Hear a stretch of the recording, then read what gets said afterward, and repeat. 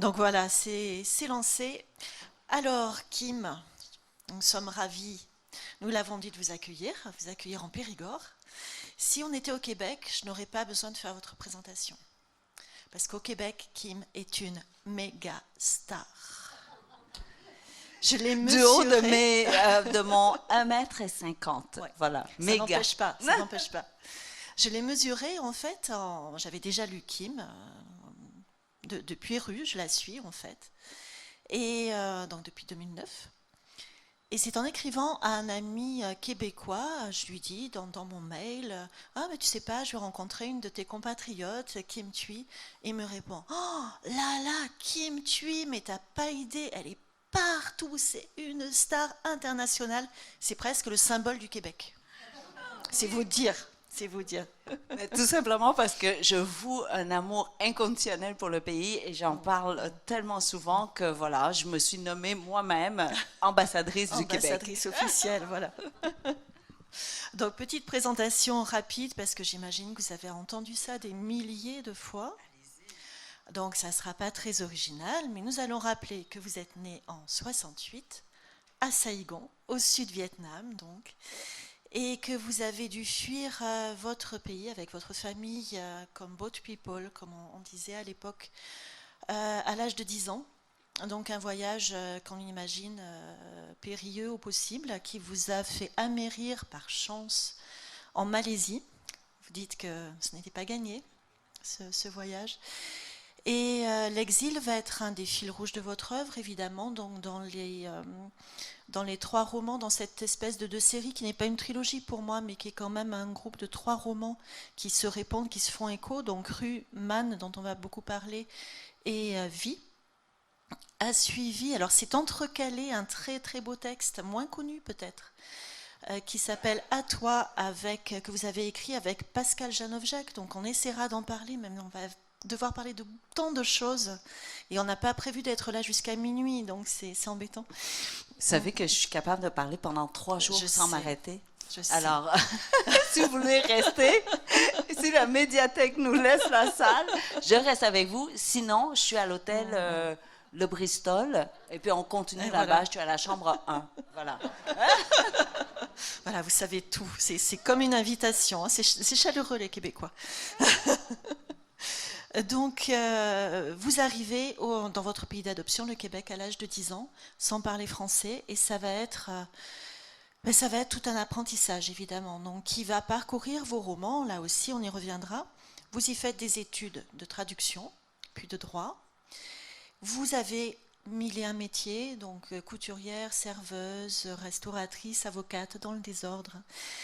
Et puis romancière depuis 2009 et autrice, parce que vous n'êtes pas que romancière, vous êtes aussi chroniqueuse culinaire pour la radio et la télévision. Et j'imagine qu'on vous arrête dans la rue même. Bref, il y a eu un livre de recettes, Le secret des Vietnamiennes aussi en 2017, un album pour enfants, sans oublier 2 ouvrages écrits en collaboration sur l'autisme. Et donc, moi j'ai envie de dire, quand est-ce qu'on va vous arrêter, Kim ? Et comment fait-on pour avoir 1000 vies déjà ? Ben, d'avoir 53 ans, j'ai eu le temps de faire quand même, d'essayer quelques emplois et je crois que c'est le parcours très typique des immigrants en fait. On prend ce qui vient vers nous, ce qui s'offre à nous et on est toujours étonné et on reçoit tous ces emplois comme des cadeaux et très souvent je ne comprenais, ben, encore aujourd'hui, je ne comprends pas ce que je fais, donc j'essaie seulement d'être à la hauteur, vous voyez, comme... ben voilà, écrivaine, le métier, je ne savais pas du tout ce que ça voulait dire. Je ne savais pas que j'étais en train d'écrire un livre. C'était tout simplement des notes. Et c'est un ami qui a apporté les notes. Et ce n'était pas un manuscrit dans le sens où il n'y avait pas de titre, il n'y avait pas de nom. Et en plus, il n'y avait pas de numéro de page. Il n'y avait pas de numérotation des pages parce que je ne savais pas comment les introduire dans... enfin, et donc, tout est arrivé très accidentellement dans ma vie et j'essaie seulement d'être à la hauteur de la chose et voilà. Et c'est la vie qui m'offre toutes ces possibilités. Ouais. C'est un des fils rouges. Donc, on a choisi Man, on a expliqué pourquoi tout à l'heure. On a choisi de mettre le focus sur ce roman-là.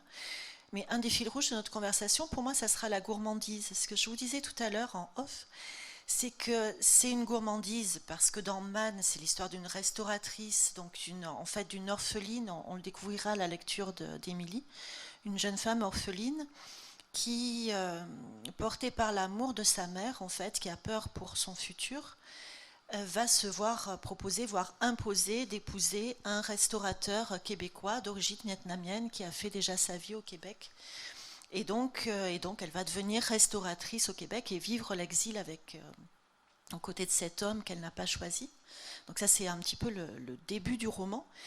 Et dans Man, à un moment donné, vous parlez, c'est un très très beau passage qu'on lira tout à l'heure, de cette soupe tomatée qui est impossible à reproduire. C'est un peu la Madeleine de Proust, en fait. C'est une soupe une jeune fille va goûter, va manger dans un camp de réfugiés, une soupe préparée par son père, et elle va tenter de reproduire cette recette, et en vain. Et c'était vraiment accidentel, Ouais. cette histoire. Je suis allée faire les ongles, voilà, les ongles chaque. Bon, là, je vais vous révéler quelque chose. C'est que chaque fois que je pars en tournée, je ne sais pas pourquoi, mais je me dis, il faut que j'ai des pieds propres. Alors que personne ne voit mes pieds. Mais dans ma tête à moi, il faut que les pieds soient propres. Donc, je vais dans un salon de manucure, oui. Hein, oui. Et c'est une jeune femme que je connaissais, oui, que j'avais, comment dire, elle a travaillé, voilà, sur mes pieds pendant plusieurs fois. Donc, finalement, je lui ai posé la question. J'avais jamais posé la question parce que je me disais que, on devait avoir la même histoire, l'histoire commune des Boat People et tout ça. Et comme ça, elle m'a posé la question sur cette soupe, la recette d'une soupe tomatée avec un morceau de poisson et un morceau de persil chinois.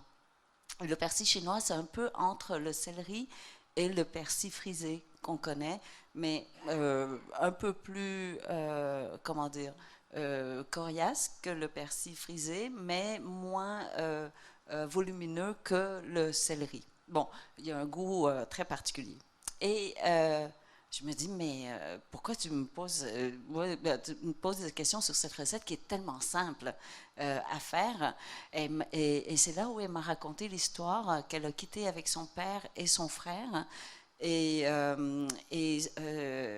sa mère est restée derrière parce qu'à l'époque, vous voyez, il y avait beaucoup de viols en mer. Pourquoi le viol? Parce que quand vous avez un bateau de pirates de 5 ou 7 personnes et que vous voulez attaquer un bateau de Vietnamiens à hauteur de 50, 100, 200 personnes, l'arme la plus efficace et la plus rapide, c'est le viol. Et donc, ce que les pirates faisaient, c'était de séparer les femmes des hommes et violer les femmes devant les hommes parce que ça humiliait les hommes en même temps et ça figeait tout le monde. Donc ceux qui ne voulaient, ceux qui résistaient étaient lancés par-dessus bord, évidemment. Et donc elle disait qu'ils ont été attrapés non pas par les pirates à ce moment-là, mais par la police vietnamienne parce que le bateau ne savait pas où est-ce qu'il s'en allait. Et donc, ils se sont retrouvés de nouveau au Vietnam. Vous imaginez, ils se sont enfuis, ils se sont retournés au Vietnam. Et quand le père a entendu le Vietnamien, il a dit tout de suite aux deux enfants, il dit, vous voyagez seuls, vous n'êtes pas avec moi, en espérant que les enfants allaient être libérés plus rapidement que lui. Et donc, elle a été enfermée dans cette prison qui était tout simplement du fil barbelé et ils séparaient les hommes des femmes avec seulement des feuilles de tôle, vous voyez, entre les deux. Et son frère, elle, qui avait 11 ans, il avait 9 ans, pouvait la voir pendant le jour dans une partie de ce camp-là, pour voilà, être avec elle, mais le soir, ils étaient repoussés un petit peu en arrière et ils ne se voyaient plus. Et elle disait que la façon que son frère avait trouvé pour la consoler, c'était de creuser en dessous de la feuille de tôle pour lui tenir la main la nuit. Et elle dit, elle ne se souvenait pas du tout des autres repas, sauf une fois où il y avait une soupe, cette soupe avec un morceau de tomate et un morceau de persil, sans poisson. et elle disait que c'était la meilleure soupe au monde et elle voulait retrouver cette soupe. Donc, elle a réessayé à Montréal avec des tomates jaunes, des tomates roses, des tomates mauves, des tomates de toutes sortes, des grosses, des petites et tout ça. Elle me dit, mais ça me donne jamais le goût. Et j'ai dit, mais il faut que tu retournes en prison si tu veux retrouver le goût. Et donc, ça, c'était l'histoire derrière l'histoire. Et je voulais rendre hommage à cette femme, en fait, qui est encore... je crois qu'elle ne réalise pas qu'elle a encore ce traumatisme de cette soupe tomatée. Et voilà, désolée, c'était une très longue réponse. Non, mais c'est éclairant.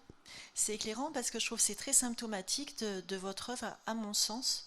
Ces recettes dont vous parlez dans Man, pour moi, c'est un petit peu la quintessence de l'écriture parce que chaque recette est une histoire. C'est la citation qu'on va entendre tout à l'heure. Chaque recette est une histoire, c'est-à-dire qu'elle est construite autour d'une rencontre, autour de quelqu'un, en chair et en os, et elle vient de là. Ouais. Et votre écriture, j'ai l'impression que c'est ça aussi. Je pense à l'anecdote de Francine, par exemple, dans le Salon du Livre. Il se trouve que sur le site très bien fait de la BDP Dordogne, quand vous regardez la médiathèque numérique, il y a le texte qui répertorie, vous savez, les anecdotes de salon. Et c'est là que j'ai vu l'histoire de Francine. Je me dis, mais ça fait écho, mais je l'ai lu, mais c'est dans le roman aussi.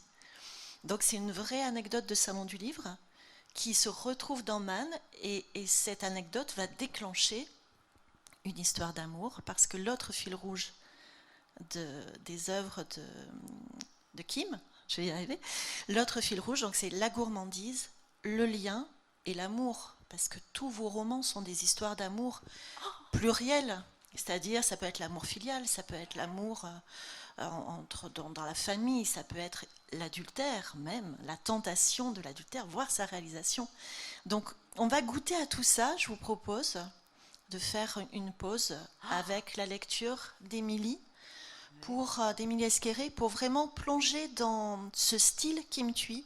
Vous allez voir, c'est un style très fragmenté, qui laisse beaucoup de respiration, beaucoup de blanc pour que les lecteurs fassent leurs images. Mais merci infiniment de voir l'amour ou les différentes formes d'amour, parce que très souvent, on me dit que j'écris des livres sur la guerre ou sur l'exil, mais ce que je veux écrire, ce sont des histoires d'amour, et donc, merci. C'est l'amour qui domine. Oui, oui.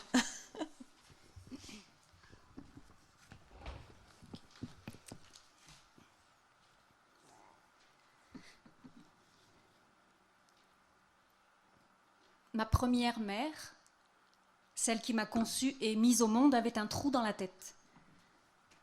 Elle était une jeune adulte, ou peut-être encore une fillette, car aucune femme vietnamienne n'aurait osé porter un enfant sans porter un jonc au doigt. Ma deuxième mère, celle qui m'accueillit dans un potager, au milieu des plants d'okra, avait un trou dans la foi. Elle ne croyait plus aux gens, surtout quand ils parlaient. Alors elle s'est retirée dans une paillote, loin des bras puissants du Mékong, pour réciter des prières en sanskrit. Ma troisième mère, celle qui m'a vu tenter mes premiers pas, est devenue maman, ma maman. Ce matin-là, elle a voulu ouvrir ses bras de nouveau. Alors elle a ouvert les volets de sa chambre qui, jusqu'à ce jour, étaient restées fermées. Au loin, dans la lumière chaude, elle m'a vue, et je suis devenue sa fille. Elle m'a donné une seconde naissance en m'élevant dans une grande ville, un ailleurs, anonyme, au fond d'une cour d'école, entourée d'enfants qui m'enviaient d'avoir une mère enseignante et marchande de bananes glacées. Chaque matin, très tôt, avant le début des classes, nous faisions les courses. Nous commencions par la marchande de noix de coco matures, celles qui sont riches en chair et pauvres en jus. La dame nous râpait la première moitié de la noix à l'aide d'une capsule récupérée sur une bouteille de boisson gazeuse et fixée au bout d'un bâton plat. De grandes lamelles tombaient en frises décoratives comme des rubans sur la feuille de bananier étalée sur le kiosque. Cette marchande parlait sans cesse et posait toujours la même question à maman. « Qu'est-ce que vous lui donnez à manger à cet enfant pour qu'elle ait des lèvres si rouges ?» Pour éviter sa remarque, j'avais pris l'habitude de retourner mes lèvres vers l'intérieur. Mais la vitesse à laquelle elle râpait la seconde moitié de la noix me fascinait tant que je l'observais toujours avec la bouche entrouverte. Elle mettait son pied sur la longue spatule en métal noir dont une partie du manche était posée sur un petit banc en bois. Sans regarder les dents pointues du bout arrondi de la spatule, elle émiettait la chair en grattant la noix avec la rapidité d'une machine.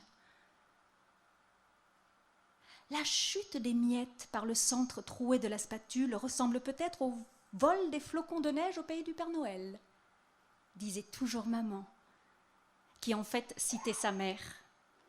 Elle faisait parler sa mère pour l'entendre de nouveau.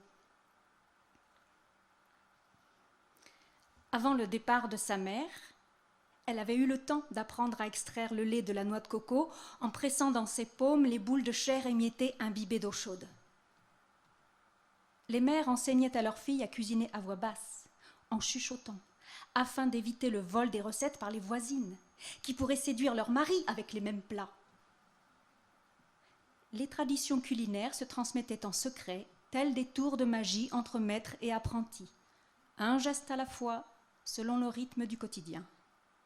Dans l'ordre naturel, les filles apprenaient donc à mesurer la quantité d'eau pour le riz avec la première phalange de l'index, à tailler les piments vicieux avec la pointe du couteau pour les transformer en fleurs inoffensives, à éplucher les mangues de la base à la pointe pour ne pas contredire le sens des fibres. C'est ainsi que j'ai appris de ma mère que des dizaines de sortes de bananes vendues au marché, seules les bananes Choi Sim peuvent être aplaties sans se briser et glacées sans noircir. Lorsque je suis arrivée à Montréal, j'ai préparé cette collation pour mon mari, qui n'en avait pas mangé depuis une 20aine d'années. Je voulais qu'il goûte de nouveau le mariage typique des arachides et de la noix de coco, deux ingrédients qui dans le sud du Vietnam se retrouvent autant dans les desserts que dans les petits déjeuners. J'espérais pouvoir servir et accompagner mon mari sans rien remuer, un peu comme ces saveurs qui passent presque inaperçues en raison de leur permanence. Maman m'a confiée à cet homme par amour maternel, de la même manière que la moniale, ma deuxième mère, m'avait remise à elle en pensant à mon avenir. Puisque maman préparait sa mort, elle a cherché pour moi un mari qui devait avoir les qualités d'un père. Une de ses amies, marieuse pour l'occasion, est venue nous rendre visite un après-midi avec lui. Maman m'a demandé de servir le thé, sans plus. Je n'ai pas regardé le visage de cet homme, même lorsque j'ai déposé la tasse devant lui. Mon regard n'était pas requis, seul le sien comptait. Il venait de loin et avait peu de temps. Plusieurs familles l'attendaient pour lui présenter leur fille.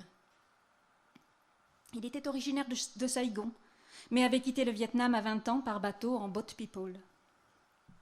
Il avait passé plusieurs années dans un camp de réfugiés en Thaïlande avant d'arriver à Montréal, où il avait trouvé un travail, mais pas tout à fait un pays. Il était de ceux qui ont vécu trop longtemps au Vietnam pour pouvoir devenir Canadiens, et à l'inverse, qui ont vécu trop longtemps au Canada pour être Vietnamiens de nouveau.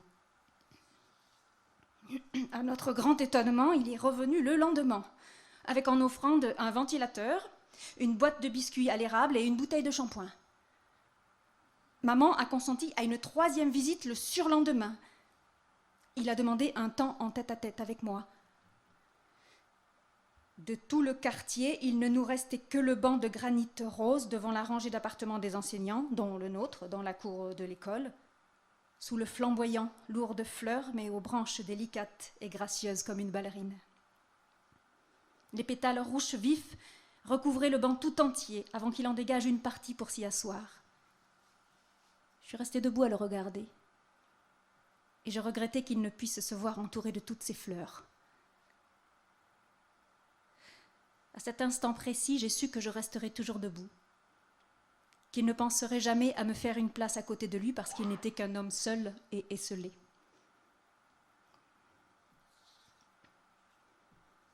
Tu as déjà vu un écureuil ? Juste dans les livres. Je repars demain. Je t'envoie les papiers. Nous aurons des enfants. Oui.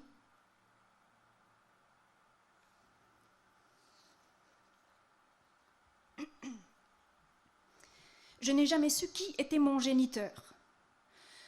Les mauvaises langues soupçonnent qu'il est blanc, grand et colonisateur, puisque j'ai le nez fin et la peau diaphane. Maman me disait souvent qu'elle avait toujours désiré cette blancheur pour moi, la blancheur des ban cuon. Elle m'emmenait chez la marchande de ces crêpes vietnamiennes pour la regarder étendre le mélange de farine de riz sur une toile de coton déposée directement au-dessus d'un immense chaudron d'eau bouillante. Elle étalait le liquide en tournant sa louche sur la toile pour la recouvrir entièrement. En quelques secondes, la crème se transformait en une peau fine et translucide qu'elle décollait avec sa tige de bambou aiguisée en palettes longues et minces. Maman prétendait qu'elle était la seule mère à savoir envelopper sa fille de cette crêpe pendant sa sieste pour que sa peau puisse se comparer au reflet de la neige et à l'éclat de la porcelaine. Et de la même manière que les lotus conservent leur parfum malgré la puanteur des marécages où ils grandissent, je ne devais jamais laisser l'insolence souiller cette pureté. Maman détenait aussi le secret d'agrandir le nez. Les femmes asiatiques cherchent à augmenter la proéminence de leur os nasal en y insérant un implant de silicone. Alors qu'il suffisait à maman de tirer doucement mon nez 9 fois chaque matin pour l'occidentaliser. Voilà pourquoi je m'appelle Man, qui veut dire parfaitement comblé, ou qu'il ne reste plus rien à désirer, ou que tous les vœux ont été exaucés. Je ne peux rien demander de plus, car mon nom m'impose cet état de satisfaction et d'assouvissement. Contrairement à la Jeanne de Guy de Maupassant, qui rêvait de saisir tous les bonheurs de la vie à sa sortie du couvent, j'ai grandi sans rêver.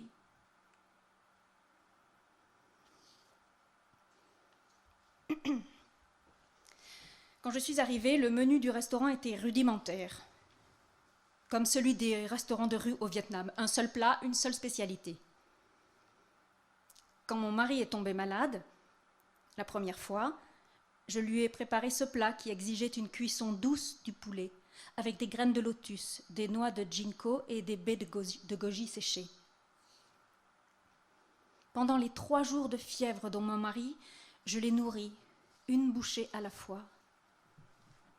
Au Vietnam, quand nous ne connaissons pas la cause d'un décès, nous blâmons le vent, comme si attraper un vent impur pouvait nous faire mourir. C'est pourquoi je lui ai demandé d'enlever sa chemise, afin de chasser le mauvais vent, en lui grattant le dos avec une cuillère de porcelaine mouillée de quelques gouttes de baume du tigre. Je n'avais jamais regardé la peau d'un homme de si près. Et là, je dessinais son squelette en le frottant entre les os et le long de la colonne vertébrale. Des plaques rouges foncées émergeaient à la surface, éliminant la chaleur et peut-être aussi toutes les douleurs qui n'avaient jamais été ressenties. Je répétais ces gestes millénaires pour soigner un étranger qui était devenu mon seul point d'ancrage. J'aurais aimé avoir su le réconforter, passer ma main sur sa peau. Or, je n'ai pu que le réchauffer avec la couverture qui portait encore l'odeur du long voyage entre la manufacture chinoise et notre appartement. Dès qu'il a pu se lever, il a recommencé à servir les soupes tonkinoises à ses clients. Beaucoup étaient des hommes célibataires, attendant l'arrivée de leurs femmes vietnamiennes ou l'argent nécessaire pour les billets d'avion. La plupart venaient manger un bol de soupe 3 ou 4 fois par semaine. Ils arrivaient le matin du samedi ou du dimanche avant l'ouverture pour prendre un café filtre avec mon mari, pour comparer la lenteur de l'attente à celle des gouttes de café qui tombaient sur le fond de lait condensé des verres. Je leur servais le même petit déjeuner à tous, mais le changeais chaque matin au rythme de ma visite virtuelle des rues du Vietnam. Comme au Japon et peut-être partout ailleurs, les villes et villages vietnamiens ont aussi leur spécialité. Il suffisait donc que je retourne dans ma tête à Kowloon, le grand quartier chinois de Saigon, pour avoir l'idée de leur préparer les boulettes de porc hachées, enveloppant un petit morceau de côte levée, cuite à la vapeur dans un mince filet de sauce tomate. Avec le plus grand naturel, cette viande est servie avec de la baguette, comme si la France avait toujours fait partie des traditions culinaires sino-vietnamiennes. Semaine après semaine, les clients amis de mon mari avaient des regards de plus en plus expressifs chaque fois qu'ils recevaient leur assiette ou leur bol. L'un d'eux était originaire de Rajdia, une ville côtière où l'on a inventé une soupe repas aux poissons pochés avec des vermicelles, rehaussés de porc et de crevettes caramélisées dans les œufs de crevettes. Des larmes ont coulé sur sa joue lorsque j'ai arrosé son bol d'une petite cuillerée d'ail marinée au vinaigre. En mangeant cette soupe, il m'a susurré qu'il avait goûté sa terre, la terre où il avait grandi, où il était aimé. En quelques mois, ces clients qui venaient seuls au début ont commencé à arriver accompagnés d'un collègue de travail, d'un voisin, d'une amie. Plus les gens attendaient dans l'entrée, puis à l'extérieur, sur le trottoir, plus je passais mes nuits dans la cuisine. Assez vite, les clients ont délaissé la soupe tonkinoise, préférant le plat du jour. Même s'ils ne savaient pas ce qui était au menu avant d'arriver au restaurant et de lire le tableau noir accroché dans la vitrine. Un seul choix par jour. Un souvenir à la fois, car il me fallait beaucoup d'efforts pour ne pas laisser les émotions déborder des limites de l'assiette.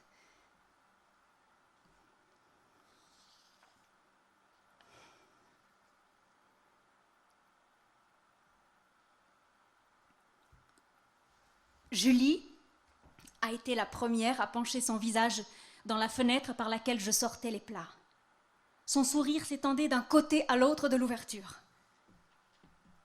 Elle m'a saluée avec l'enthousiasme d'une archéologue qui a découvert la trace du premier baiser. Instantanément, avant même qu'un mot soit prononcé, nous sommes devenus amis et avec le temps, sœurs.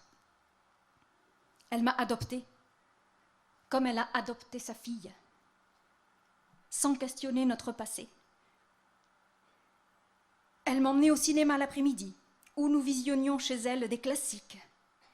Elle ouvrait son réfrigérateur et me faisait goûter pêle-mêle son contenu selon l'humeur du jour. Du smoke meat à la tourtière, du ketchup à la sauce de béchamel en passant par le céleri rave, la rhubarbe, le bison, le pudding chômeur, les œufs au vinaigre. Parfois, Julie venait cuisiner avec moi.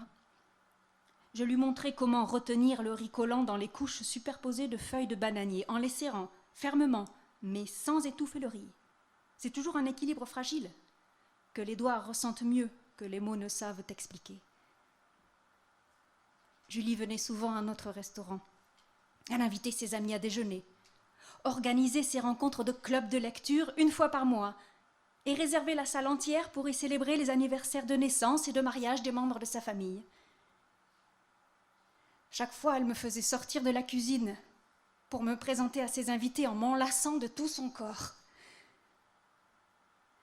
Elle était la grande sœur que je n'avais jamais eue. Et moi, j'étais la mère vietnamienne de sa fille.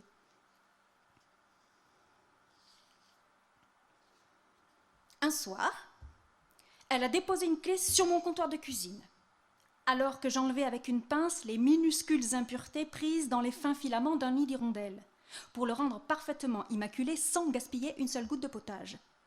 Mon mari avait rapporté de chez un marchand d'herbes médicinales chinoises cette précieuse trouvaille qui se négociait à des milliers de dollars le kilogramme. Selon lui, ces hirondelles vouaient un amour patient et infini à leurs oisillons parce qu'elles étaient les seules à fabriquer leur nid uniquement à l'aide de leur salive. En mangeant ces nids, nous aurions alors de meilleures chances de devenir parents à notre tour. Je n'ai pas eu le temps d'expliquer à Julie la rareté de cette potion que déjà elle me tirait vers la sortie et insistait pour que je mette la clé dans la serrure de la porte voisine. C'est ainsi que notre aventure a débuté. Julie avait fait venir des architectes et des décorateurs pour transformer l'espace en un atelier de cuisine. Au fond de la salle, elle avait construit une grande bibliothèque. Des livres de cuisine et de photographie étaient rangés sur les étagères, obéissants et droits, comme les écoliers dans la cour qui, au garde à vous, chantaient l'hymne national chaque matin devant notre appartement, à maman et moi. Julie m'a tenu la main pour longer ce mur. Autrement, je serais tombée à genoux lorsque j'ai vu la dernière étagère, sur laquelle elle avait placé une rangée de romans dont je n'avais lu qu'une page, ou deux, et parfois un chapitre, mais jamais la totalité. Beaucoup de livres en français et en anglais avaient été confisqués pendant les années de chaos politique. On ne connaîtrait jamais le sort de ces livres, mais certains avaient survécu en pièces détachées, On ne saurait jamais par quel chemin étaient passées des pages entières pour se retrouver entre les mains de marchands qui les utilisaient pour envelopper un pain, une barbotte ou un bouquet de liserondaux. On ne pourrait jamais me dire pourquoi j'avais eu la chance de tomber sur ces trésors enfouis au milieu de tas de journaux jaunis. Maman me disait que ces pages étaient des fruits interdits tombés du ciel. De ces précieuses cueillettes, j'avais retenu le mot « lassitude ». Du livre « Bonjour tristesse » de Françoise Sagan, « Langueur » de Verlaine et « Pénitentiaire » de Kafka. Maman m'avait aussi expliqué le sens de la fiction par cette phrase d'Albert Camus dans L'Étranger, car il nous était impensable qu'une femme puisse manifester ce désir. Le soir, Marie est venue me chercher et m'a demandé si je voulais me marier avec elle. Et puis, sans connaître le début ni la fin de l'histoire de Marius et des Misérables, je le portais en héros parce qu'une fois, notre ration mensuelle de 100 grammes de porc avait été drapée de cette phrase-là: la vie, le malheur, l'isolement, l'abandon, la pauvreté sont des champs de bataille qui ont leurs héros, héros obscurs, plus grands parfois que les héros illustres.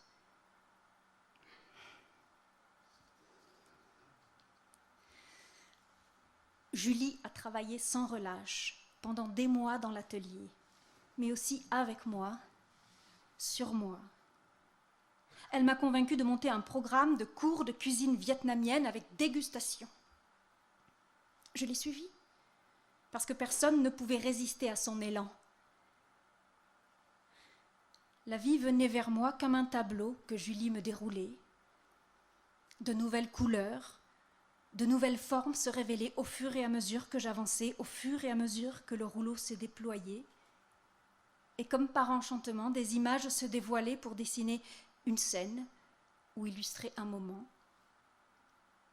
Soudain, le geste du peintre est devenu audible et palpable. De la même manière, une voix a émergé de mon nom, Man, écrit en vert jade sur les assiettes, les sacs, la devanture. Le premier groupe de 20 personnes venues à l'atelier a amplifié cette voix naissante en emportant les recettes et en répétant les histoires racontées autour de cette table. La vie bouillonnante de cette aventure a déclenché une autre vie, celle qui était finalement venue s'installer dans la chaleur de mon ventre.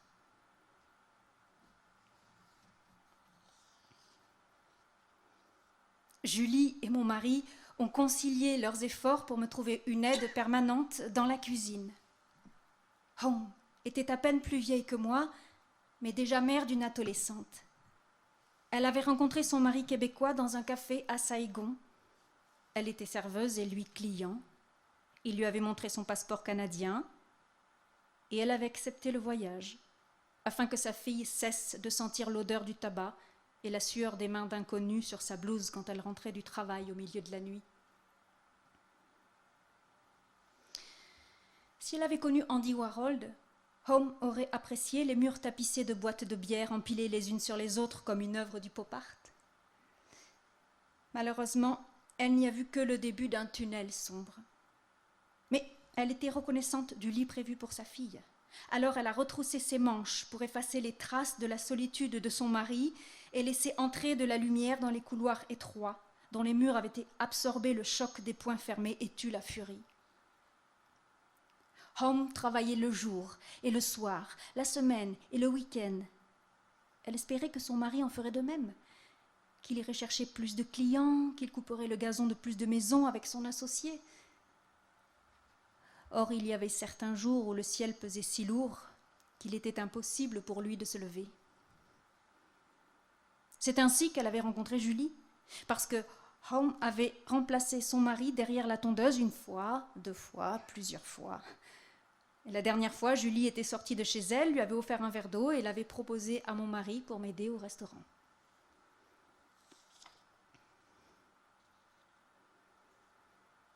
Julie m'a fait découvrir un lieu en dehors de mon quotidien afin que je voie l'horizon, afin que je désire l'horizon.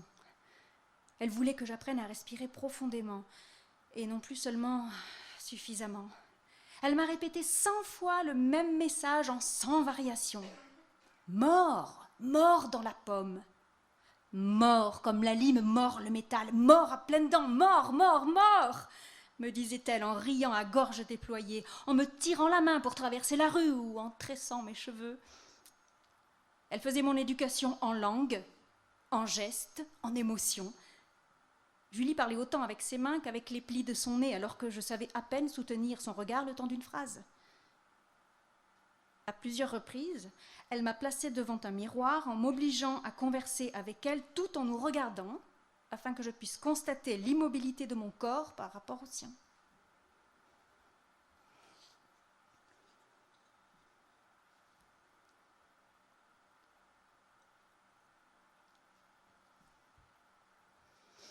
Il a fallu plusieurs années et d'innombrables photos de mes 2 enfants pour convaincre maman de venir me rejoindre. Contrairement à mon garçon, ma petite fille est arrivée très rapidement, à la même vitesse que la multiplication des commandes de notre service de traiteur pour des soirées privées ou d'entreprise. Mon mari avait acheté le duplex voisin afin d'agrandir notre appartement. En parallèle, Julie construisait une grande cuisine sous l'atelier et transformait les 2 logements du haut en garderie pour sa fille, mes enfants et parfois les enfants des amis qui se retrouvaient sans gardienne. 2 dames des Philippines se relayaient pour nous épauler pendant les soirées qui se terminaient trop tard ou les matins qui commençaient avant l'aube. Il est dit que le bonheur ne s'achète pas. Or, j'ai appris de Julie que par lui-même, le bonheur se multiplie, se partage et s'adapte à chacun d'entre nous. C'est dans ce bonheur que les années se sont accumulées les unes après les autres, sans faire attention ni au calendrier, ni aux saisons. Je ne saurais dire exactement à quel moment Home a pris la barre de la cuisine du restaurant. Je sais seulement qu'un matin, très tôt, j'ai ouvert les yeux et vu un monde si parfait que j'en ai eu le vertige.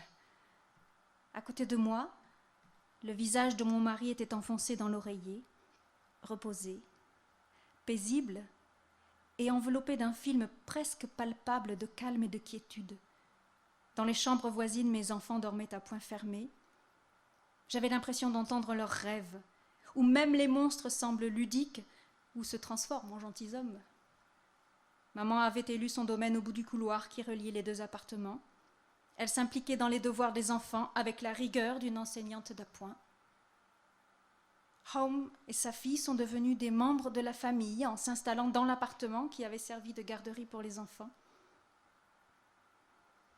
Elle avait quitté son mari quand Julie avait entrevu les ecchymoses parsemées sur son corps. Cachés sous les manches longues et les pantalons foncés, ses bleus se faisaient oublier. Les bravos et les merci des clients effaçaient également les injures involontaires et les insultes inconscientes que l'alcool déversait sur elle. Elle avançait, la tête la première, en écartant ses nuits, en faisant abstraction des coups, en utilisant son corps comme un bouclier pour protéger sa fille contre la menace de se faire renvoyer au Vietnam où elle ne croyait plus avoir de point de repère désormais.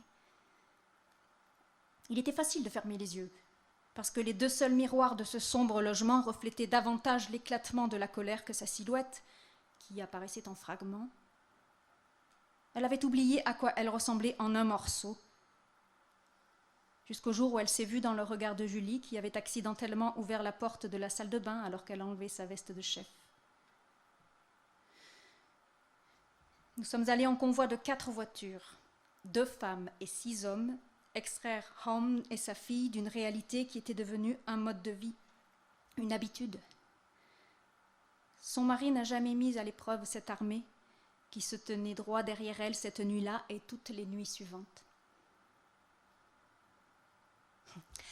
Avant que nous ayons eu le temps de classer et d'annoter les photos dans les albums, la fille de Home entamait sa première année universitaire en médecine et nous lancions le premier livre de recettes de notre atelier boutique-restaurant.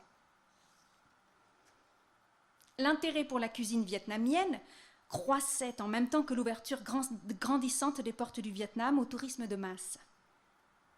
Cette vague d'enthousiasme a transformé notre commerce en un port d'attache, notre livre, La Palanche, en une référence culturelle et moi en porte-parole.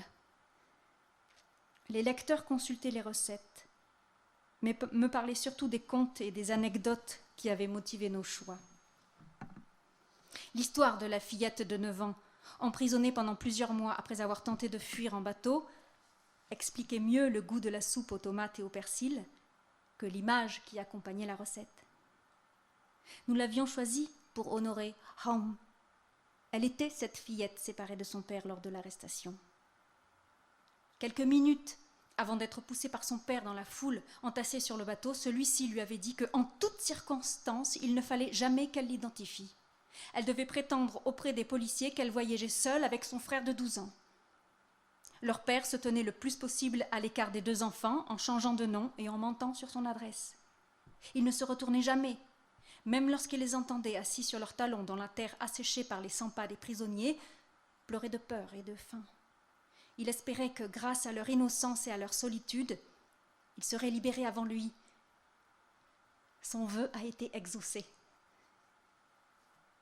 Le dernier souvenir que Home a gardé de son père est un bol en plastique jaune décoloré contenant un bouillon clair avec un morceau de tomate et quelques bouts de tiges de persil. Il l'avait déposé dans un coin du terrain en passant devant son frère, qui avait gardé le bol entre ses mains dans l'enceinte de ses jambes pliées et attendu que Home arrive au grillage pour lui faire boire un peu de cette eau tomatée. Elle n'avait jamais goûté à un plat aussi délicieux. Depuis sa libération, elle tentait de retrouver ses saveurs en cuisinant cette soupe au moins 1 fois par semaine. Peu importe la variété de tomates, elle était incapable de reproduire le souvenir indélébile mais fuyant de ces quelques gorgées. Nous avons donc immortalisé la recette à la mémoire de son père. De même, le calmar coupé en rondelles et sauté avec des morceaux de concombre et d'ananas soulignait ma rencontre avec Julie. Chaque recette était portée par une histoire.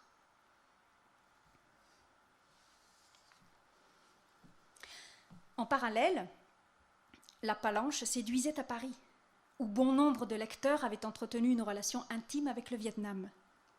Certains se rappelaient un grand-père qui y avait vécu pendant la période de l'Indochine française, d'autres se souvenaient d'un oncle ou d'un lointain cousin décrivant des plantations de caoutchouc, de ce bois qui pleure, de ces EVA qui saignent du latex à la tonne.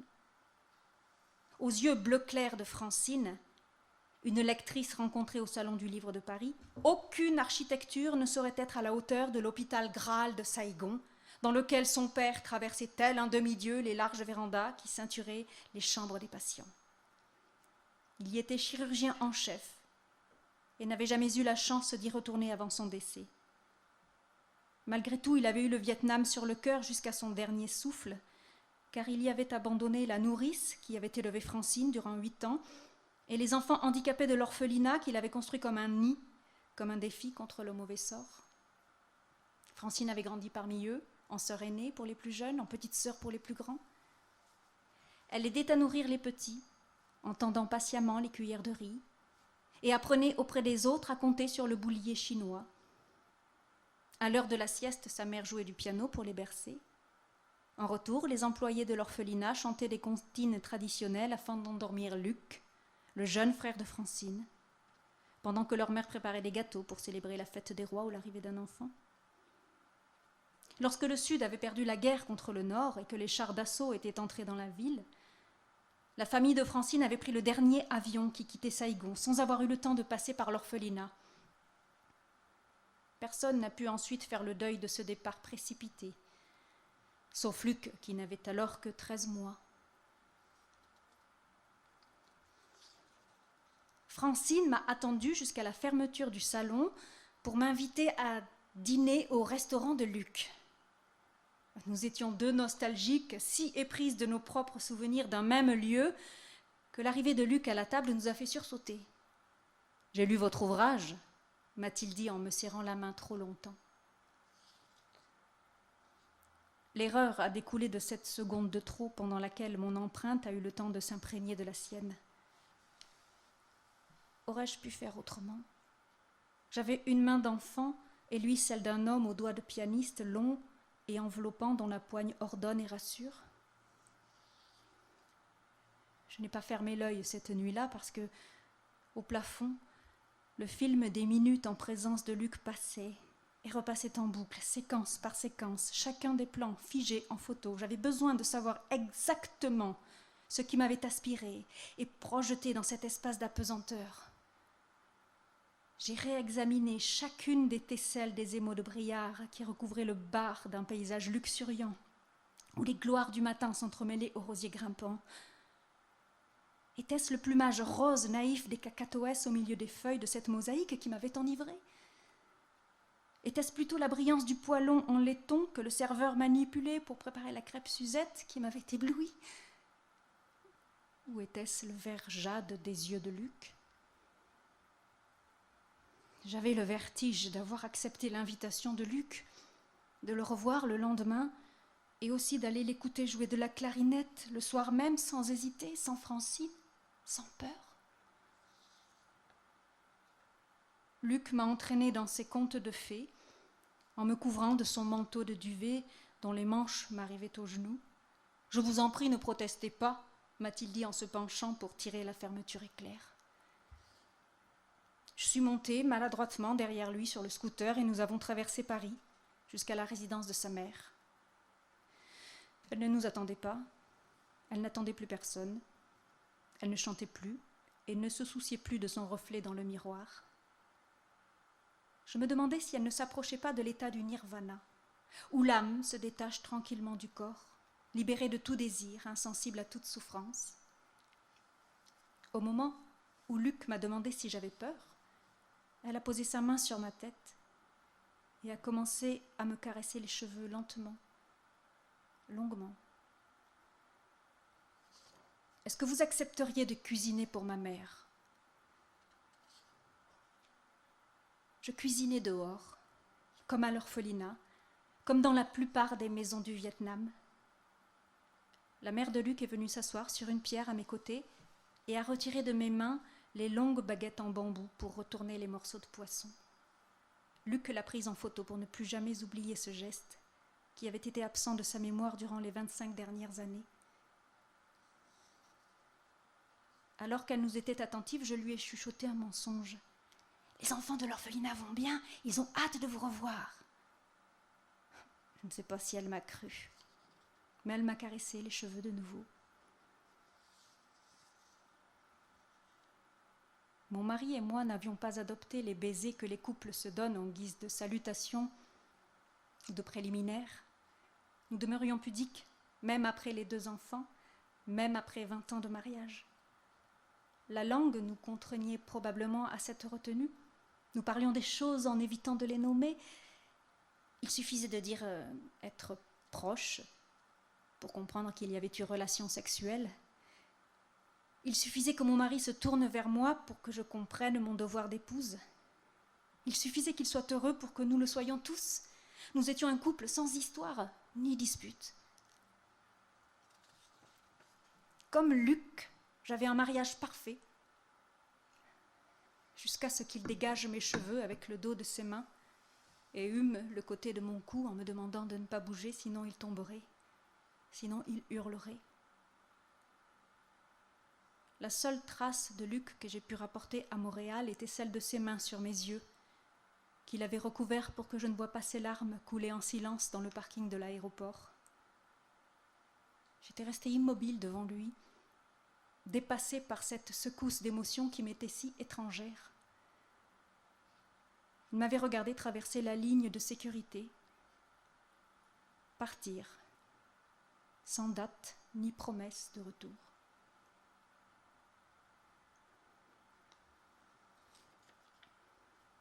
Merci.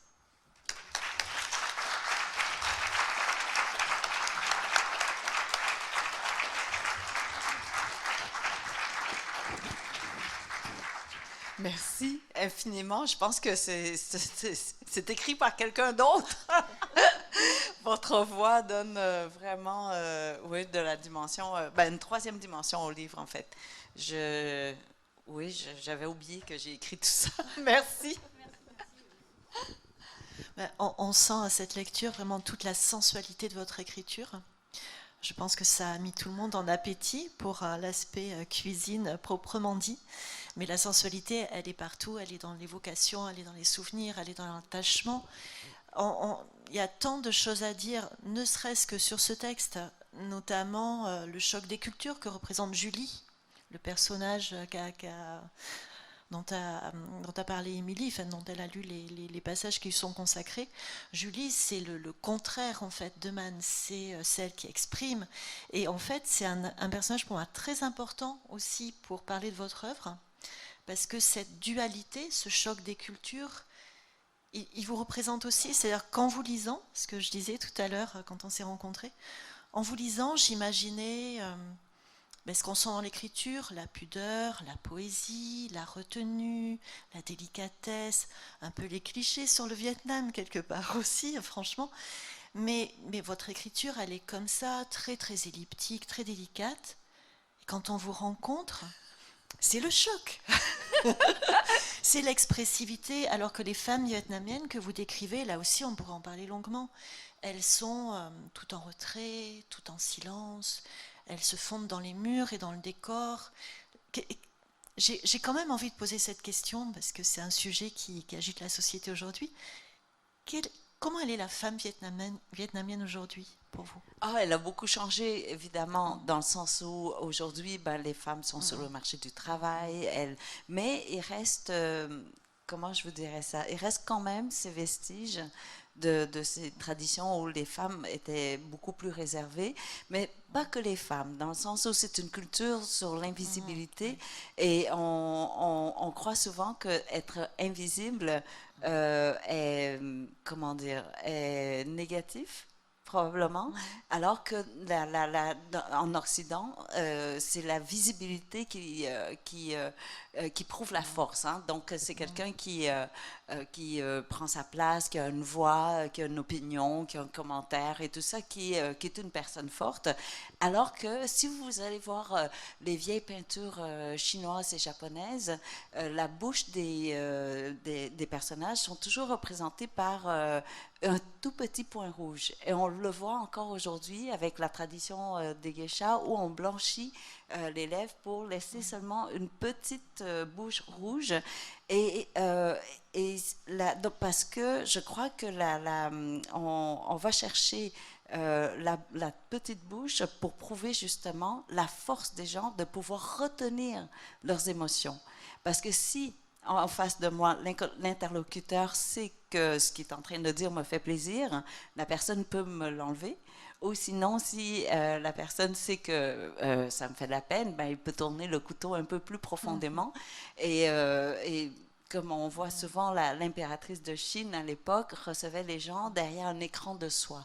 Et je ne crois pas que l'écran de soie la protégeait contre les armes, mais je crois que l'écran de soie la protégeait contre les mouvements involontaires de son visage. Donc, vous ne pouvez pas interpréter du tout son visage. Donc, l'invisibilité est une force. Et dans les arts martiaux, d'ailleurs, un des premiers mouvements qu'on doit apprendre, c'est comment disparaître et non pas apparaître. Et donc, là, je voulais montrer, en fait, la dualité des deux, qu'il n'y a pas une forme qui est meilleure qu'une autre. L'avantage, c'est quand on a les deux. Donc, des fois, quand il y a des questions trop difficiles, je porte mon chapeau d'asiatique et puis je réponds très lentement, il faut que je réfléchisse et tout ça. Mais autrement, je suis cette Québécoise très libre, voilà, la liberté donne la possibilité d'être spontanée. Et voyez l'histoire de Julie que vous évoquez. Julie est basée sur une copine que je connais depuis très très longtemps, et elle consulte un psy pour se guérir de ce manque de mots d'amour de la part de ses parents. Donc elle me disait que ses parents ne lui disaient pas assez des je t'aime et tout ça, donc ça l'affecte encore. Et puis donc elle consulte voilà, depuis 10 ans. Et un jour comme ça, je lui ai demandé, j'ai dit, mais qu'est-ce qui te reste à lui dire après 10 ans? Est-ce que tu racontes des vraies histoires ou c'est de la fiction? Et donc, elle me dit, on ne peut pas discuter de ça parce que je n'avais jamais consulté. Donc, elle dit, tu ne comprends pas le processus, le travail d'aller voir un thérapeute. Et donc, j'ai dit, oui, mais maintenant, j'ai les moyens. Donc, je vais aller consulter un psy pour qu'on puisse pour qu'on puisse discuter sur, sur la thérapie et tout. Donc, j'ai contacté un psy qui m'avait été recommandé, vraiment fortement recommandé et tout. Je suis allée et j'ai vraiment demandé un rendez-vous de 120 minutes et non pas 50 minutes et ni 100 minutes. Je voulais vraiment 2 séances collées, mais 120 minutes. Et on ne voulait pas, évidemment. On dit, ben non, normalement, c'est 50 minutes. J'ai dit, monsieur, je suis en retard de 10 ans sur ma copine, donc il faut vraiment que vous me donniez une séance intensive pour que je me rattrape un peu de ma copine. Et je suis allée, et pendant 2 heures, j'ai parlé, et au bout de 2 heures, le psy m'a mise à la porte. Et il m'a dit, ne revenez jamais, ne me téléphonez plus. Et donc, il m'a rejetée. Et je me suis dit, mais pourquoi est-ce que le psy... Et je suis retournée à la maison et je me suis dit, mais étrangement, je n'avais pas l'impression que mes parents ne m'aimaient pas. Parce que j'ai dit à mon amie Jacinthe, je lui ai dit, écoute, mes parents ne m'ont jamais dit je t'aime non plus et je ne les ai jamais entendus dire ces mots d'amour. Et donc, je devais aussi avoir un problème, vous voyez. Et donc, je suis retournée et je dis, mais étrangement, je n'avais pas... j'avais pas l'impression qu'ils ne m'aimaient pas. Et un jour, comme ça, on mangeait au milieu de la table, c'était un poisson grillé. Et je voyais ma mère, comme ça, en nous parlant, aller chercher les 2 joues du poisson. Vous voyez, et chez les Vietnamiens, on croit que ce sont les meilleures parties du poisson. Sincèrement, je crois pas que ça goûte. Je pense pas que c'est plus savoureux, mais parce que c'est plus rare et plus petit, et donc on célèbre ces joues. Et ma mère, donc elle est allée chercher les joues, mais pas pour elle. Spontanément, elle les a mises dans le bol de mon père.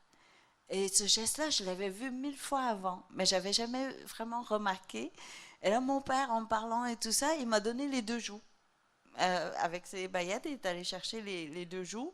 Et mon fils était là, donc j'ai donné à mon fils les 2 joues. Et mon fils, sachant qu'il ne pouvait pas vraiment manger les 2 joues, je crois, en tant que le plus jeune de la table, il a redonné à ma mère. Et vous imaginez que les 2 joues, en les prenant avec la baguette, ça s'effritait.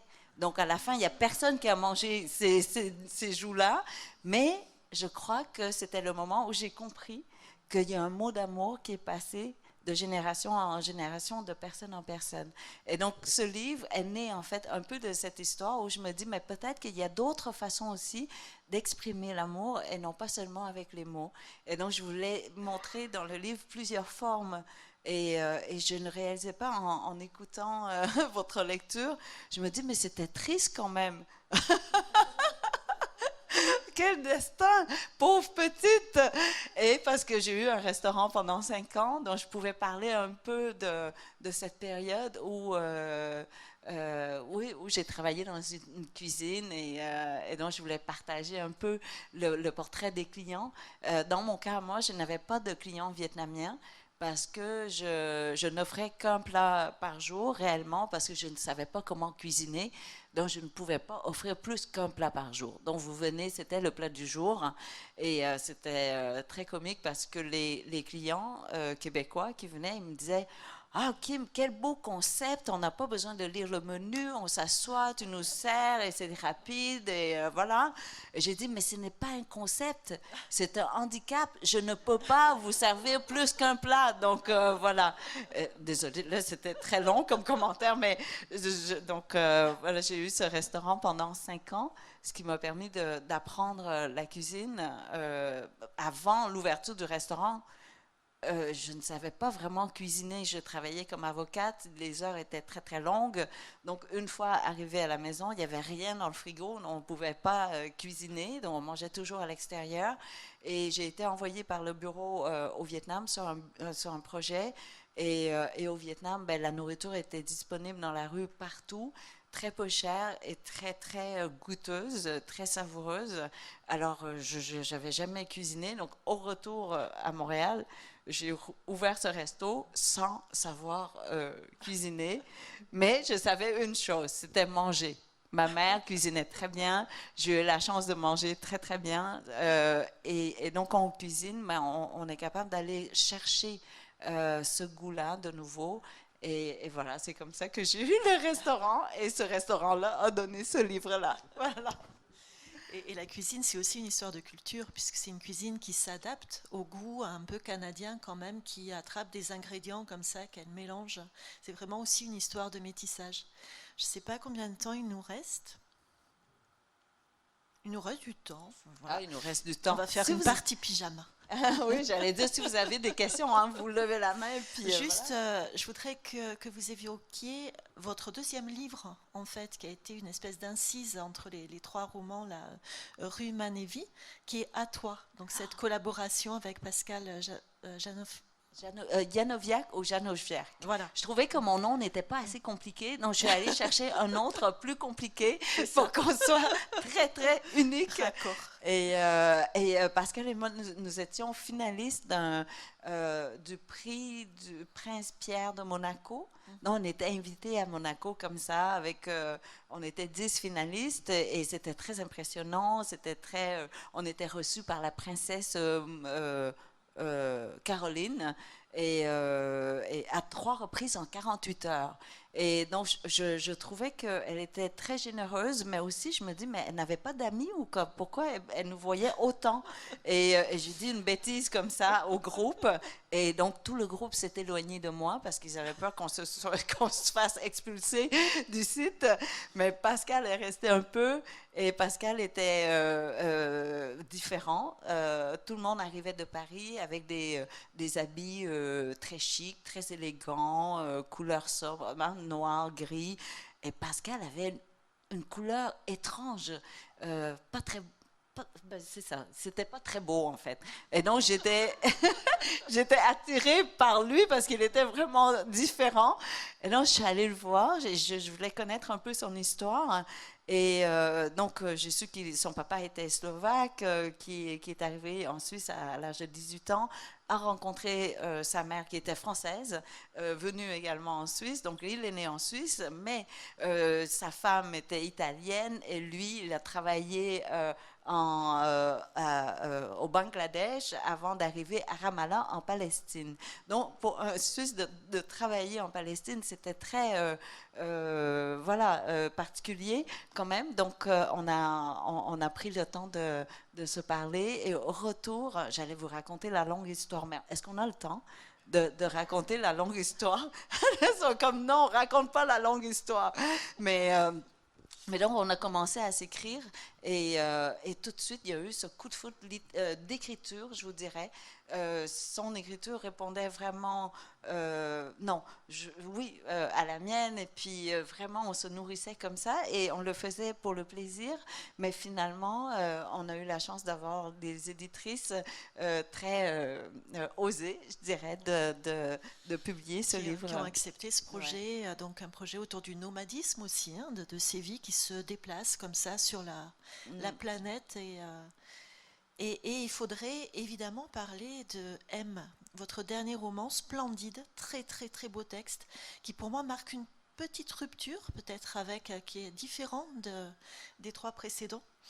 Et là, c'est un texte dans lequel vous affrontez directement la guerre. C'est la guerre du Vietnam décrite de façon très frontale. Il y a des scènes qui ont marqué tous ceux qui ont déjà lu M, c'est cette scène qui commence par un bonheur familial, ordinaire, une scène où la famille est réunie, une espèce de pique-nique comme ça, dans une nature luxuriante. Les soldats américains arrivent, mais ce n'est pas la première fois, et les enfants vont vers eux. Et là, vous embarquez votre lecteur dans des images terrifiantes. Oui, et c'est drôle que vous me parliez de ce paragraphe parce que il m'a fallu 2 jours à l'hôtel. Je me suis enfermée pendant 48 heures dans un hôtel pour pouvoir vous décrire juste ce paragraphe-là parce qu'il était très difficile à écrire. J'imagine. Et je voulais que ce soit très succincte et mon but est toujours de partager avec vous la beauté des choses. Et donc, comment faire pour parler de l'horreur sans être dans l'atrocité? Oui. Et donc, il m'a fallu, je vais vous le lire et vous allez voir que ça a coûté cher pour ce paragraphe qui a coûté 2 nuits d'hôtel. Et donc, mon mari me dit toujours que c'est un drôle de modèle d'affaires, vous voyez, que pour 3 phrases, ça a coûté 2 nuits d'hôtel. Mais le voici. La veille, Tam s'est couchée enfant. Le lendemain, elle se réveille sans famille.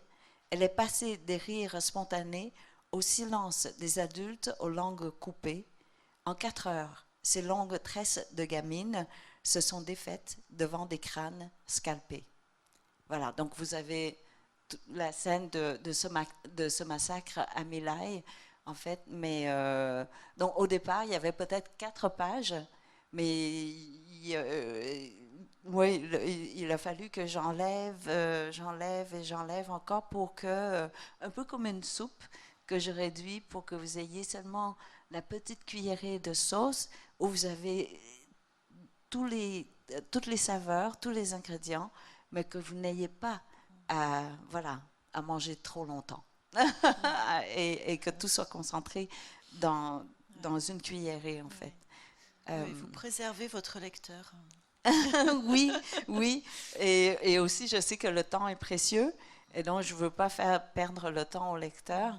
Donc je prends sur moi, en fait, le temps qu'il faut pour aller le réduire. Et quand on aime écrire, on écrit toujours trop. Donc, oui, le travail, c'est d'en enlever le plus possible. Mais ce livre, au départ, je voulais écrire une histoire d'amour et non pas une histoire de guerre. Il y a aussi de l'amour, quand même. Il y a du lien. Il y a du lien entre les personnages. Mais au départ, vraiment, je voulais juste l'histoire d'amour vous voyez, peut-être que vous avez vu cette photo où il y avait un bébé, fille, qui était couchée dans une boîte de carton. Elle était à moitié nue, évidemment tachée de toutes sortes de saletés. Et à côté d'elle, il y avait un bol vide, je crois pour mendier soit de l'argent, soit de la nourriture.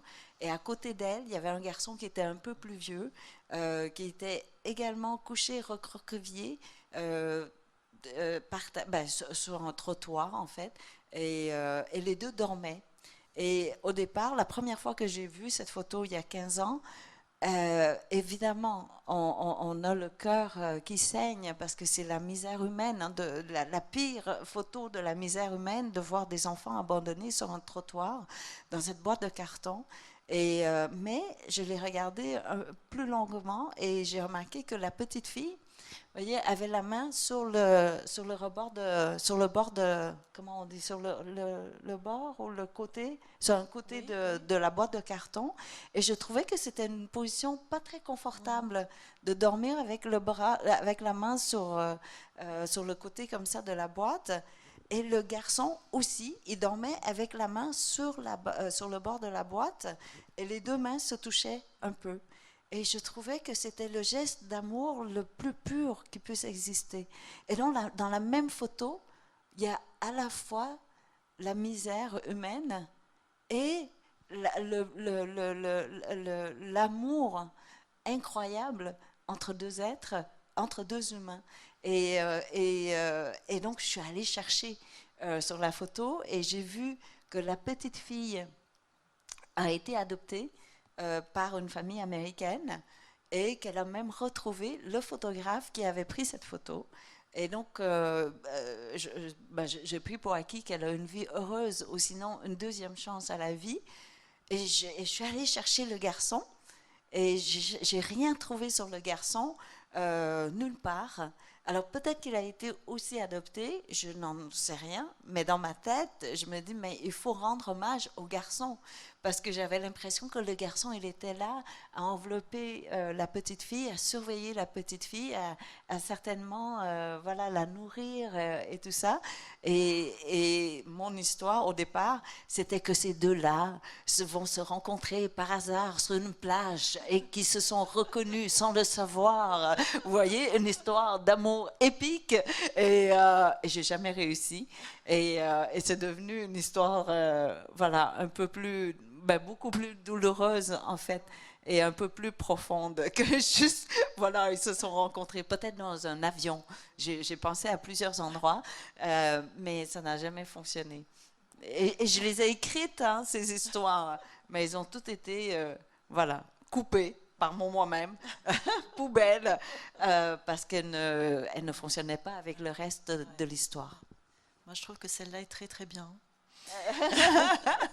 Il y a effectivement, je crois que pour la première fois, enfin, vous me dites si je me trompe, vous regardez en face la guerre que vous n'avez pas vraiment connue en fait, puisque vous avez été élevé dans une, oui, voilà, élevé dans une famille qui vous a protégé le mieux possible et le plus longtemps possible de la violence qui vous entourait.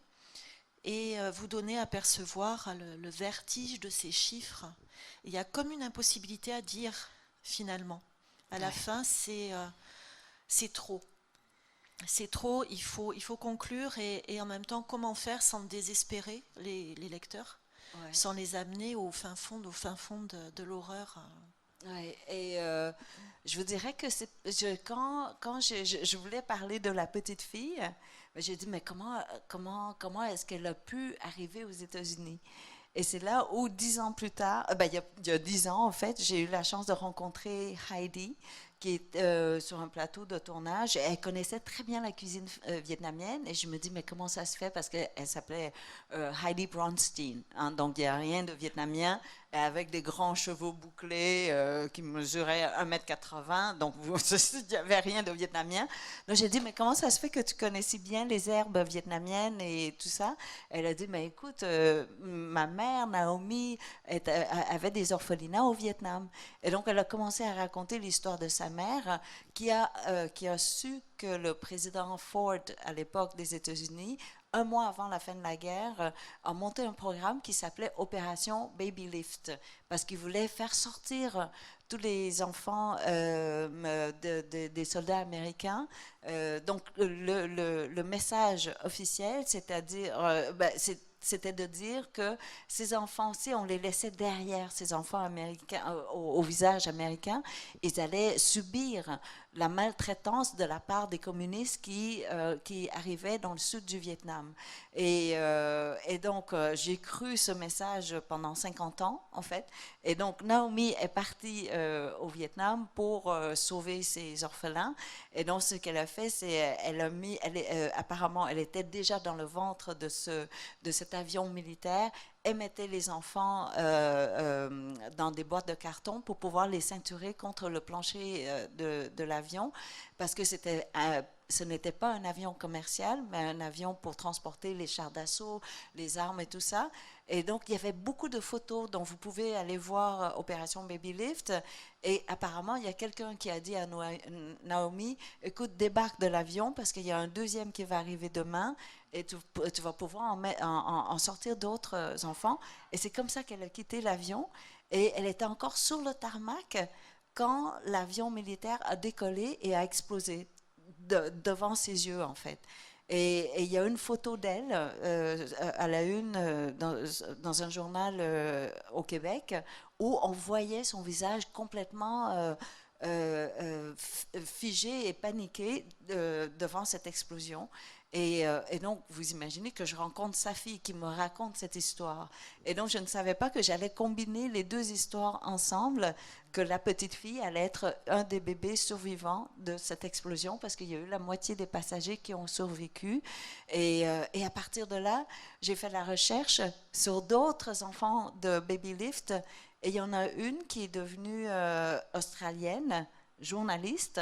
Et elle a essayé de retrouver les personnes qui étaient derrière ce programme d'Opération Baby Lift. Et elle a trouvé l'architecte, si vous voulez, de ce programme. Et je me souviens encore dans le reportage, elle s'est assise, et la première chose qu'elle a dit à ce monsieur américain, c'était « J'aimerais vous remercier de nous avoir sauvés ». Et ce monsieur a dit « Non, vous ne devriez pas du tout me remercier, parce que ce n'était pas le but de vous sauver ». Et cette fille, elle a figé aussi, elle ne savait pas comment répondre à ça. Elle dit « Écoutez, vous étiez des enfants poussières. et Children of Dust, vous voyez en anglais, il disait You were Children of Dust. Et ça m'a frappé parce que Children of Dust, c'est vraiment la traduction du vietnamien des gens qui vivent voilà, un peu sans abri, qu'on dit qui vivent avec les poussières de vie. C'était des poussières de vie, en fait. Et donc, ce monsieur disait, vous étiez des enfants poussières, vous ne valiez rien. Donc, pourquoi il n'y a aucun communiste qui allait vous maltraiter? Parce que vous n'avez pas de valeur. Les communistes sont rentrés pour aller chercher les gens qui avaient de l'argent, qui confisquaient les maisons, qui confisquaient les biens, mais pas vous. Et c'est vrai que le gouvernement communiste n'était pas intéressé à ces enfants. Et donc, il dit, c'était tout simplement, cette opération était seulement une opération de photos, de relations publiques. Et ça m'a complètement, ça m'a tuée de dire que pendant 50 ans, j'ai cru au message officiel au lieu d'aller chercher. Donc, j'étais très fâchée contre moi d'avoir été paresseuse, vous voyez, de ne pas avoir cherché. Et donc, une fois qu'on a compris ça, c'est très logique. Il n'y a pas de raison à ce qu'il y ait autant de photos de cette opération. Et pourtant, il y en a eu beaucoup. C'était des orphelins. Pourquoi on prendrait des photos? Et après ça, pourquoi l'avion militaire et non pas un avion de ligne? Ben voilà, c'est parce que le président Ford les attendait pour avoir une photo avec l'avion militaire et des bébés. Et pour voter les budgets pour poursuivre la guerre. Oui, voilà. Et ça, c'était un mois avant la guerre, avant la fin de la guerre. Donc, ils voulaient avoir cette photo pour dire on n'a pas laissé les enfants des soldats derrière. Donc, c'était purement une opération de relations publiques. Et ça m'a brisé le cœur complètement d'apprendre que j'avais mal compris et que je n'avais pas cherché. Et donc, j'ai commencé à faire de la recherche sur tout, en fait. Ben, pas tout, mais sur les sujets qui sont dans le livre. Et j'ai découvert qu'il y avait toujours un double message. Et donc, oui, c'est devenu un livre très, très lourd pour moi. Je vous dirais, j'avais tellement pleuré, je crois même pendant le sommeil. Donc, je me réveillais avec des poumons rempli d'eau, mais je ne pouvais pas me permettre d'écrire à partir de la colère. Je ne voulais pas du tout, donc j'ai attendu longtemps en fait, pendant plusieurs années, avant de pouvoir m'asseoir et partager avec vous le peu de lumière que j'étais capable de voir. Et parfois, il y a des histoires où je ne pouvais pas trouver de lumière et je ne pouvais pas et donc, je n'ai pas pu les décrire. Et là, j'allais vous raconter, mais je regarde Véronique pour voir si j'ai le droit de vous raconter une autre histoire. J'ai pas l'heure.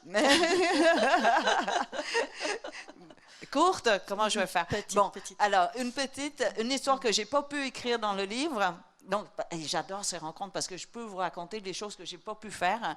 Et donc, la courte histoire, c'est qu'il y avait un soldat qui est arrivé comme ça au Vietnam et voyait à côté des lits des enfilades de quelque chose. Et en s'approchant, il a réalisé que c'était des oreilles séchées.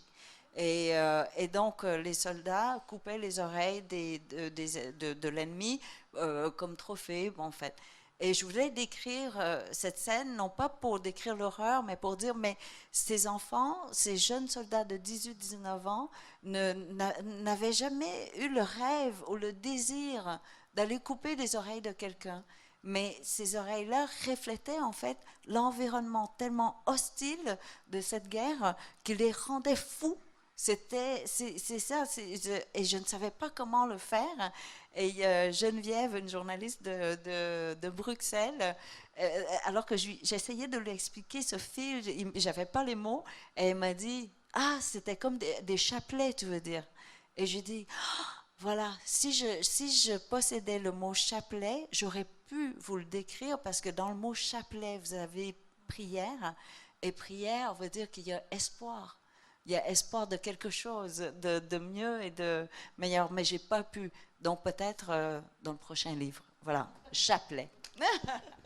En tout cas, ce qui est très touchant, pour terminer, ce qui est très touchant, c'est qu'il y a aussi le pardon. Il y a beaucoup d'empathie pour les jeunes soldats américains.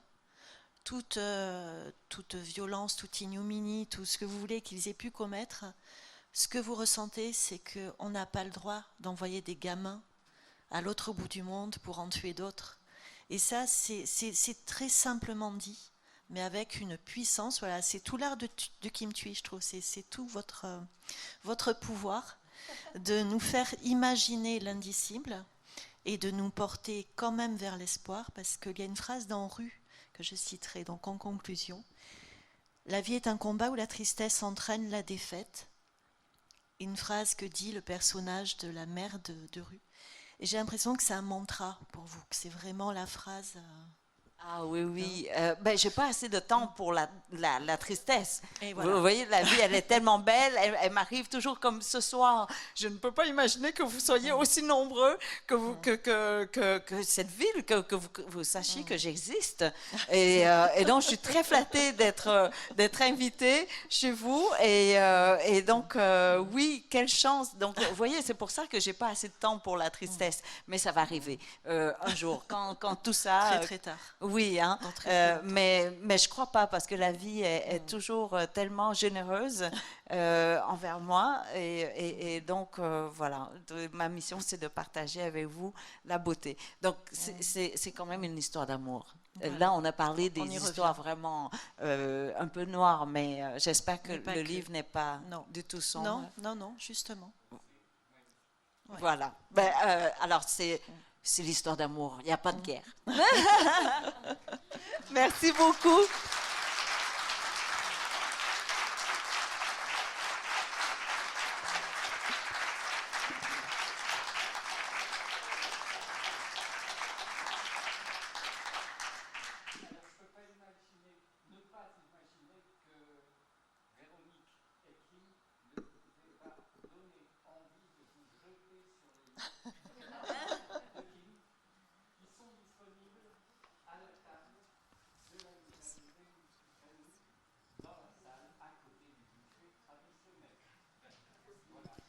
Et ce sera l'occasion, oui, de discuter avec Kim. Et pour ceux qui n'en ont pas eu assez ce soir, nous serons à Boulazac.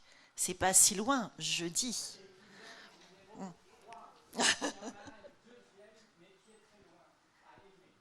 Ouais. Et je vous promets, ce ne sera pas les mêmes histoires. Et ça ne sera pas les mêmes questions.